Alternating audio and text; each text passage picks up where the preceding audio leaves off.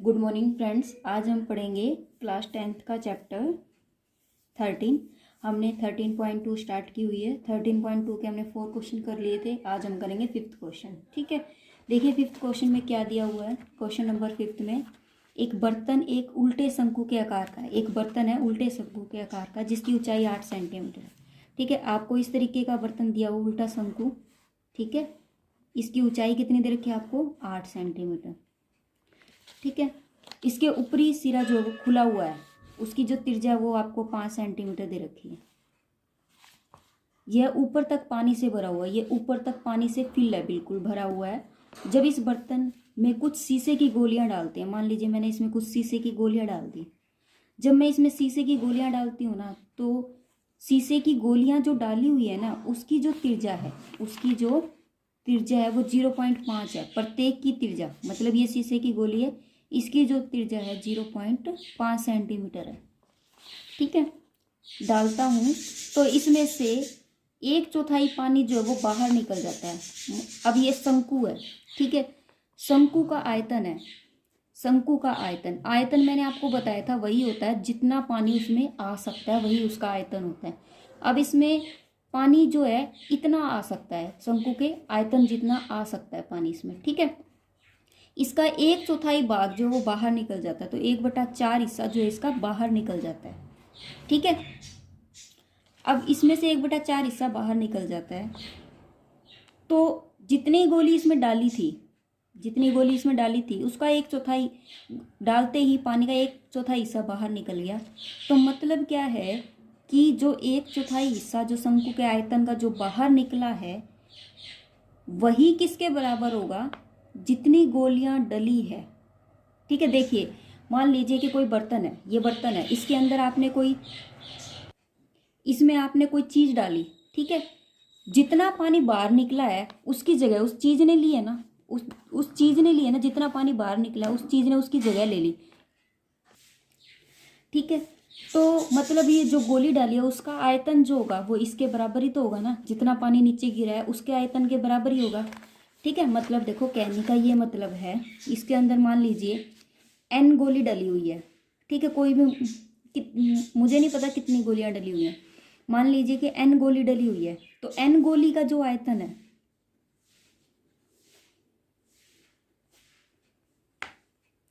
वो किसके बराबर हो जाएगा? 1/4 शंकु के आयतन के, कि जितना पानी बाहर गिरा है गोलियों का जितना आयतन होगा उसी के तो बराबर हो। ठीक है, तो हमें क्या दिया होगा? गोली की त्रिज्या जो है वो 0.5 सेंटीमीटर। ठीक है, तो ये जो गोले की त्रिज्या है वो r दी हुई है, तो हम क्या करेंगे? हम सेम वही करेंगे, n गोली का आयतन बराबर 1/4 शंकु का आयतन। हमें क्या निकालना है? उसने ये कहा है कि इसमें जितनी गोली डली हुई है ना उसका आयतन निकालो। अगर वो ये कह देता है एक गोली डली हुई है तो हमें n लिखने की जरूरत ही नहीं थी। ठीक है, तो अब गोली आपको पता है ये पूरा एक गोला है, पूरा क्या है? एक ये गोला है। ठीक है, इस तरीके से है। तो अर्धगोले का 2/3 पाई r की क्यूब होता है, तो इसका कितना हो जाएगा? n 4/3 पाई, पाई कितना हो गया? 22/7। फॉर्मूला लिख देती हूँ, पाई r की क्यूब। ठीक है, बराबर 1/4। शंकु का आयतन कितना होता है? 1/3 पाई r की स्क्वायर h। ठीक है, n 4/3, पाई से पाई कट गया। ठीक है, अब देखिए r जो है ना, r का स्क्वायर जो है एक r से कट गया। ठीक है, क्या बचा अब यहाँ पर? 4/3 r बचा, और यहाँ पर कितना बचा? 1/4 दिए 12 h बचा। ठीक है, अब हम क्या करेंगे? n को यहीं रहने देते हैं, 1/12 गुणा ऊपर 3 चला गया, नीचे 4, और ये h है, और नीचे कितना आ गया? r। ठीक है, 1/12 गुणा 3/4। h का मान कितना दे रखा था? इसकी जो ऊंचाई है वो कितनी दे रखी थी आपको? 8, और जो त्रिज्या है वो कितनी दी हुई थी? 5। 4 दूनी 8, 3 चौक 12, तो 2 बटे कितना आ गया? ये 20। ठीक है, ये तो मेरा गलत आया है, कोई ना कोई हमसे गलती हुई है, चेक कर लेते हैं। ठीक है, देखो बेटा मैंने गलत कर दिया था, ये जो पोर्शन है ये मेरा गलत हो गया। वो कैसे कि मैंने जो त्रिज्या है वो दोनों की सेम मान ली थी, त्रिज्या दोनों की अलग अलग है ना। गोली की त्रिज्या तो 0.5 है, तो हम 0.5 ही रखेंगे। ठीक है, तो देखिए n गुणा पाई से पाई कट गया। ठीक है, पाई से पाई कट गया, 4/3। आर कितना है इसका, तो 0.5 गुणा 0.5 गुणा 0.5, और इसका शंकु का 1/3, ये हो गया 12। इसकी आर कितनी है, 5 गुणा 5, और एच कितनी है, 8। ठीक है, 4 दूनी 8, 4 तिये 12, 3 से ये 3 कट गया। ठीक है, यहाँ 10, यहाँ 10, यहाँ 10। ठीक है, अब n को यहीं रहने दो, और यहाँ हो जाएगा 5 गुणा 5 गुणा 2। ठीक है, और ये सारी रकमें जो है 10 गुणा 10 गुणा 10 गुणा 10। ये देखिए नीचे वाली चीज़ वहाँ चली जाएगी ऊपर, और ऊपर वाली कहाँ जाएगी, नीचे। तो 4 गुणा 5 गुणा 5 गुणा 5, 5 दूनी 10, 5 दूनी 10, 5 दूनी 10। ठीक है, या फिर 5 से 5 भी कट सकता था, 2 से 2 दूनी 4, फिर 2 से 2 कट गया, 5 5 25, 25 चौके 100। मतलब इसके अंदर कितनी गोलियां डली हुई हैं, 100 गोलियां डाली गई है। कितनी गोलियां डाली गई है, 100 गोलियां डली हुई है। ठीक है, हो गया क्वेश्चन, कोई डाउट तो नहीं है। देखिए नेक्स्ट क्वेश्चन में क्या दिया हुआ है, क्वेश्चन नंबर 6 में क्या दिया हुआ है आपको, ऊंचाई 222 सेंटीमीटर है। किसी चीज़ की ऊंचाई जो है वो 222 सेंटीमीटर, आधार जो है वो 24 सेंटीमीटर वाले एक बेलन। ठीक है, देखिए कोई बेलन है,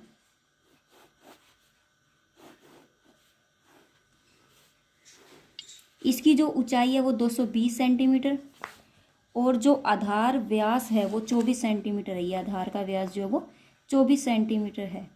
तो इसकी जो त्रिज्या वो कितनी हो जाएगी, 24/2, 12 हो जाएगी, 12 सेंटीमीटर। ठीक है, उसके बाद उसने क्या बोला, जिस पर 60 सेंटीमीटर ऊंचाई और 8 सेंटीमीटर त्रिज्या वाला एक बेलन अर्धरोपित है, मतलब उसके ऊपर डाला गया है। देखिए इसके ऊपर कोई बेलन डाला गया है, पहले भी एक बेलन था और दूसरे भी उसके ऊपर क्या डाल दिया मैंने, बेलन डाल दिया। ठीक है, ये बेलन डाल दिया मैंने इस तरीके से। ठीक है, जिसकी जो ऊंचाई है वो 60 सेंटीमीटर है, और जो त्रिज्या है इसकी वो है 8 सेंटीमीटर। एक से लोहे का एक स्तंभ बनाया है मैंने, इस तरीके से एक स्तंभ बनाया है। देखा होगा आपने, पिलर वगैरह देखे हैं, वो थोड़े चौड़े होते हैं फिर वीडे होते हैं, इस तरीके से एक स्तंभ बना दिया उसने। यदि 1 सेंटीमीटर की क्यूब लोहे का द्रव्यमान इतना है तो आपको सबका निकालना है। ठीक है, देखिए कैसे करेंगे, जब इसमें आपको पाई दिया हुआ है 3.14 दिया हुआ है, तो हम क्या करेंगे, पाई जो वो 3.14 ही लेंगे। ठीक है, तो सबसे पहले क्वेश्चन नंबर 6 में हम क्या करेंगे, इस बेलन का निकाल लेंगे। आप लिखोगे बड़े बेलन की त्रिज्या। बड़े बेलन की त्रिज्या कितनी दे रखी है आपको, 12 सेंटीमीटर। इस बड़े बेलन की ऊंचाई आपको दे रखी है 220 सेंटीमीटर। ठीक है, छोटे बेलन की त्रिज्या आपको कितनी दे रखी है, वो दे रखी है आपको 8 सेंटीमीटर, और छोटे बेलन की ऊंचाई आपको दे रखी है 60 सेंटीमीटर। ठीक है, तो आप क्या करोगे, लोहे का आयतन, लोहे का आयतन, पूरे लोहे का आयतन निकालना है। तो बड़े वाले बेलन का आयतन प्लस में छोटे वाले बेलन का आयतन, बड़े बेलन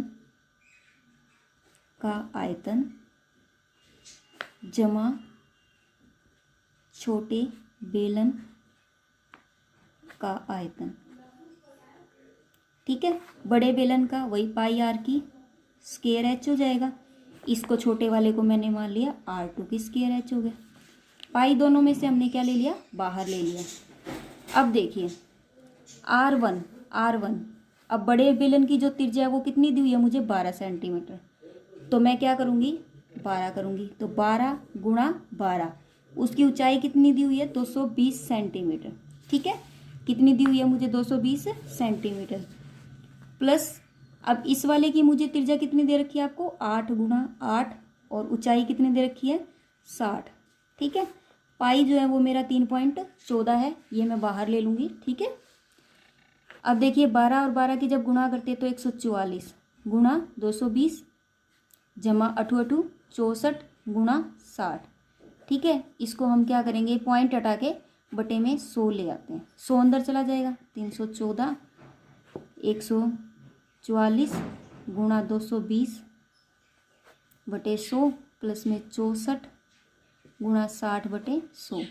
ये 1 0 से 1 0 यहाँ कट गई। अब इसकी 144 की 22 से गुणा कर लो, 2 चौके 8 8 10 और 1 11 2 और 1 3, ये आया 3 1 6 8 बटे 10।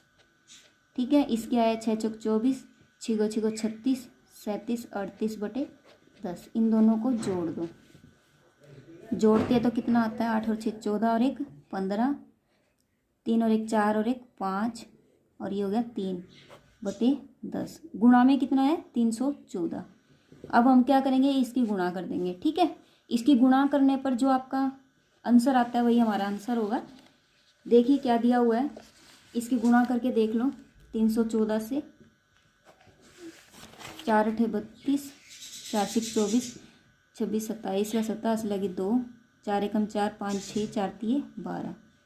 फिर कितना आया 3 1 6 8 गुणा 3 8 24 3 6 18 19 20 की 0 से लगी 2 3 1 3 4 5 3 3 9 2 8 और 7 15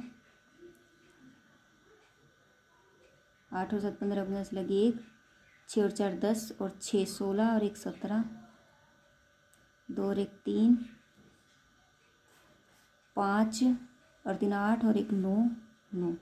इतनी आई है गुणा। जब हम इसको भाग करेंगे तो कितनी आ जाएगी 9 9 3 7 5.2 समथिंग इतनी आ जाएगी। ठीक है, अब उसने ये बोला कि 1 सेंटीमीटर क्यूब जो है ना, 1 सेंटीमीटर क्यूब लोहे का द्रव्यमान है, लोहे का द्रव्यमान 8 ग्राम है। मतलब 1 सेंटीमीटर क्यूब में जो लोहा लगता है वो कितना है 8 ग्राम लगता है। तो इतने में तो ज़्यादा लगेगा ना, इतने में तो ज़्यादा लगेगा, तो ज़्यादा के लिए हम क्या करते हैं गुणा करते हैं। तो 8 से हम क्या कर देंगे, इसकी गुणा कर देंगे। फिर जो आंसर आएगा वो हमारा क्या होएगा, ग्राम में आंसर आ जाएगा। ठीक है, मतलब 1 सेंटीमीटर क्यूब के अंदर जितना लोहा लगा वो 8 ग्राम है।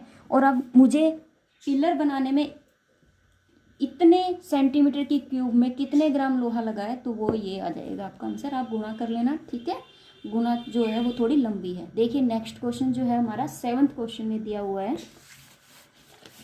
कि एक ठोस में ऊंचाई 120 सेंटीमीटर। 7th हो चुका था हमारा, 7th हो गया ना, या नहीं हुआ।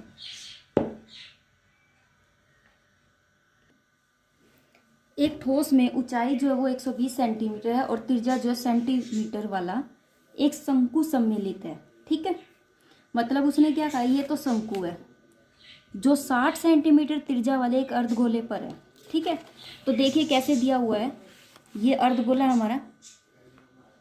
ठीक है, अर्धगोला 60 सेंटीमीटर त्रिज्या वाला, इसके ऊपर एक शंकु रखा गया है इस तरीके से। ठीक है, जिसकी जो ऊंचाई है वो कितनी है 220 सेंटीमीटर और त्रिज्या जो वो दोनों की सेम है।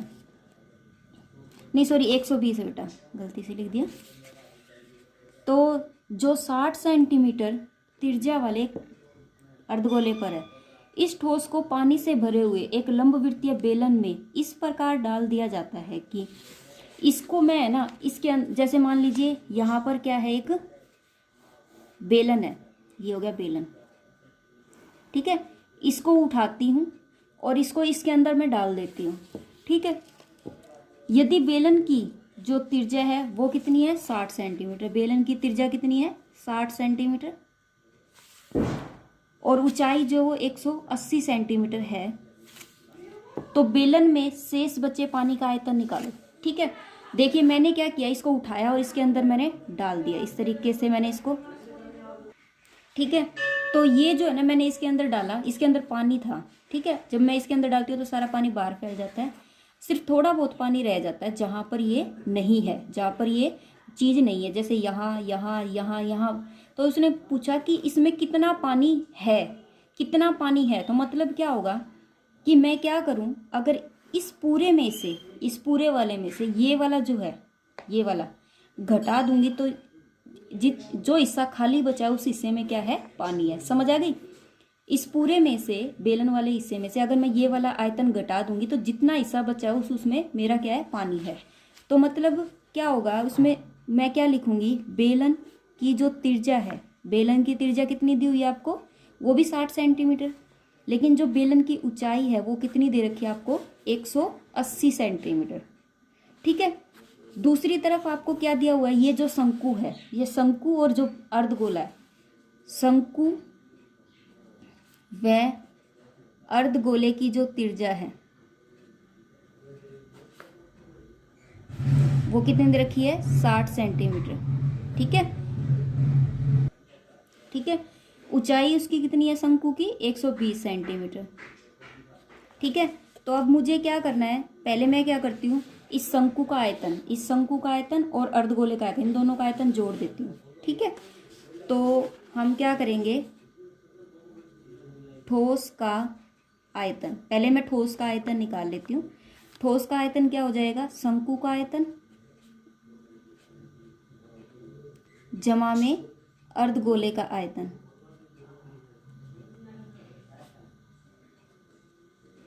शंकु का आयतन 1/3 पाई आर की स्क्वायर एच, और अर्धगोले का कितना हो जाएगा मेरा, 2/3 पाई आर की क्यूब। ठीक है। देखिए 1/3 और पाई जो वो कॉमन है, आर कितना दे रखा है, 60 × 60। एच कितनी है इसकी हमारी, एच हमारी 120 प्लस 2 गुणा आर कितनी है, वही सेम 60 × 60 × 60। ठीक है। तो ये कितना हो जाएगा, 1/3 पाई। पाई कितना होता है मेरा, 22/7। तो ये लिख दूंगी मैं 22/7। ठीक है, 22/7। अब इनकी गुणा करो, छिको छिको, तो क्या हो जाएगा मेरा, ये हो गया। मैंने इसकी जब गुणा की तो मेरा कितना आया, 432। 432 1 2 3 3 0 साथ में आ जाएगी, 3 0। ठीक है। प्लस छिको छिको 36 36, और ये भी कितना आएगा, 432। छिको छिको 36 216, फिर इसके साथ कितनी जीरो है, 3 0, सेम आ रहा है ये। तो कितना हो जाएगा, 432 की गुणा करेंगे 3 0, और 2 दूनी 4, 6 4 4 8 गुणा 22/7/3 आ गया। ठीक है। 3 दूनी 6, 3 8 24, 3 8 24, 3 0। ठीक है। ये कितना आ गया, 7 दूनी 14, 7 चौक 28। तो ये तो शायद नहीं कट रहा, कोई बात नहीं, इसकी गुणा कर दो डायरेक्टली। ठीक है, इसकी गुणा कर देते हैं और फिर भाग करके देखते हैं क्या आता है। तो 288 की 22 से 2 8 16, 2 8 16 17, 2 दूनी 4 और 1 5, 576, 6 3 12 3 5 और 1 6, ये आया मेरा 636 और 3 0 बटे में कितना आया मेरा 7। इसको इससे भाग कर देंगे। ठीक है, ये हो जाएगा आपका सेंटीमीटर की क्यूब में। ठीक है। अब क्या करना है, मुझे इसका जो आयतन आया है, मुझे बेलन के आयतन में से इसका आयतन घटाना है। देखिए मुझे क्या करना है, शेष बचे पानी का आयतन निकालना है। तो मैंने ये लिख दिया कि बेलन का आयतन माइनस में ठोस का आयतन। ठीक है, बेलन का आयतन कितना होता है, पाई आर की स्क्वायर एच होता है, और मेरा ठोस का आयतन मेरा इतना निकला है। तो मैं क्या करूँगी, पाई का मान रख दिया मैंने, आर जो है इसका कितना है, वही सेम 60 × 60, और एच कितना है मेरा 180 है। ठीक है, माइनस में 6 3 3 6, और ये 000 बटे में 7 है। ठीक है। अब देखो क्या करेंगे हम, ये हो गया मेरा क्वेश्चन। ठीक है। अब जब मैं इसकी गुणा करती हूँ तो मेरा क्या आता है, इसकी गुणा करने पर मेरा आ रहा है 14 2 56, और इसके कितनी जीरो है, 3 0।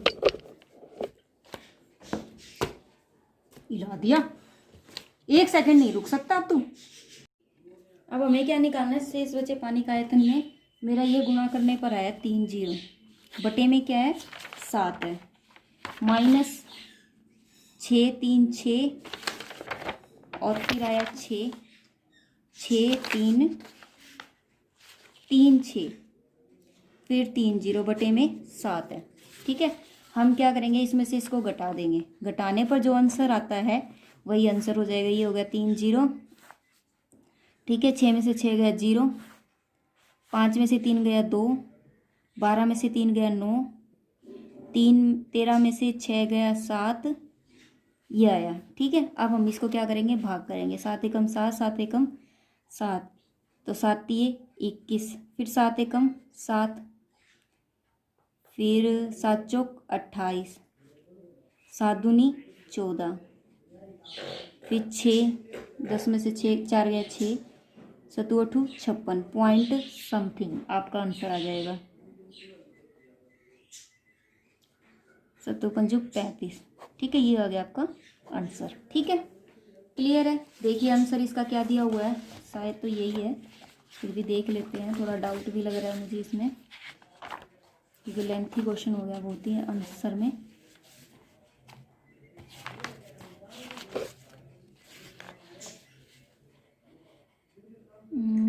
ठीक है, ये आ गया। ठीक है, हो गया, क्लियर है। अब इसने क्या बोला, मीटर में आंसर निकालना है हमें। किस में निकालना है, मीटर की क्यूब में। ठीक है, ये तो मेरा क्या है, सेंटीमीटर की क्यूब में निकला है, मुझे आंसर निकालना है मीटर की क्यूब में। तो बटे में क्या कर देंगे हम बटे में, आपको पता है 1 मीटर किसके बराबर होता है, 100 सेंटीमीटर के। ठीक है, तो 1 मीटर की क्यूब किसके बराबर हो जाएगी, 100 को 3 बार गुणा कर दोगे, 100 गुणा 100 गुणा 100, तो इतने के बराबर हो जाएगी।